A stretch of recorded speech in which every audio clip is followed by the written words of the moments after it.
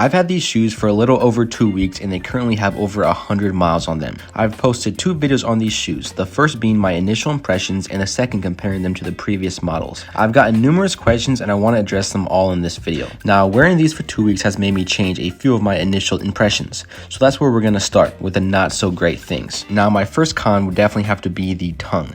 No matter how far I'm running, the tongue always seems to move, even if I double or triple knot my shoes. And that's a huge problem, and I usually have to address it every couple miles or so and move it back. If I don't do that, I end up with large red spots at the top of my feet, and it's just very uncomfortable with the tongue moving around so much. Next would have to be the cushion. With having a 40mm stack height, I was expecting these shoes to be super bouncy and super responsive, and they're definitely not as bouncy as you would think. I actually think that the previous models with the 37mm stack height feel a lot bouncier, and I honestly notice every little rock that I go over on these shoes, it feels like I'm kind of running barefoot even though I'm not. I feel every little thing with these shoes and I'm not happy with that. So I only had a few cons with the shoes and now we're on to the pros. So my first pro is they look great. They're more like a casual shoe than a running shoe, and this is great because after I retire a shoe, I want to be able to wear that shoe around with some of my nicer and more casual outfits. A lot of running shoes look like a running shoe and you can't really do that, but these shoes look more like a lifestyle shoe and I'm super happy with that. Definitely going to be wearing these shoes after 400 to 500 miles on them. And the next pro would be the durability of these shoes. Now, I know I only have 130 miles on them, but they still feel great and there's no wear and tear. You can't see it, you can't feel it, and the shoe just overall feels great. The upper is staying together very well and the foam feels like it's brand new like it did on my first run. Now, I'm not expecting them to feel like an older shoe for at least 200 to 300 more miles, but we'll definitely readjust and see. And the last thing I want to address would be the tread. In my previous videos, I talked about the tread being trash, and I want to take back that statement. They are still not as great as I would like, but they're not as bad as I thought. I've ran on dirt, gravel, and mud, and I have had no problems with the shoes so far. But I would still be cautious when turning and try to go wide. Now it's time to put these boys on and go for a run.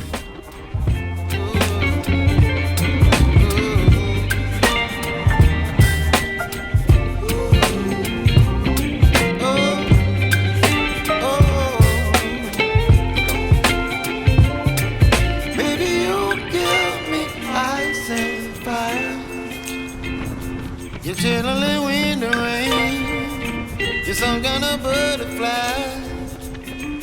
Baby, you give me midnight.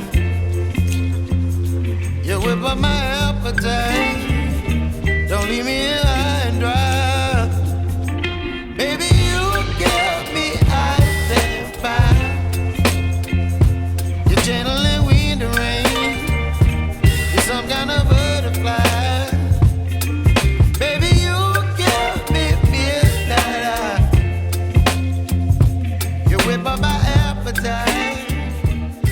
I just got done running in these shoes and I made sure to pay special attention to how these shoes felt. I ran on everything today: grass, gravel, mud, and dirt. Now, the first thing that I noticed would be the heel slippage, which is a very common problem.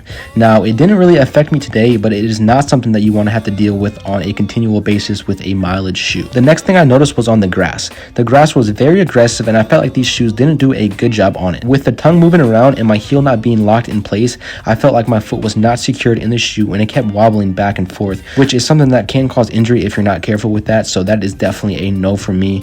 And then the next thing was the shoelaces, and surprisingly, this was not a bad thing. So far with these shoelaces, I have not had to retie them at all. They have never came in tied, which is honestly a surprise because I remember the previous model, I kept having to retie them during my run. So yeah, these shoes have lasted over 130 miles and I've not had to tie them twice, so that is definitely a pro to these shoes. And now I want to give you guys an honest opinion about how I feel about the shoes.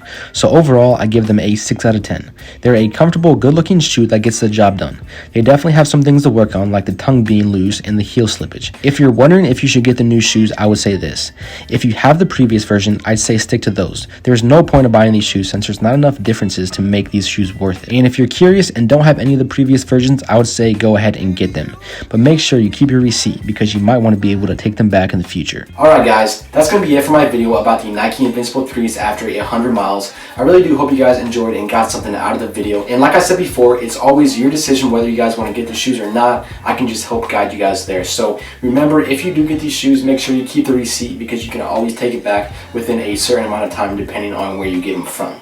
So yeah, there's definitely going to be some more videos coming out pretty soon. I will see you guys next time. Stay safe guys and stay blessed. Peace.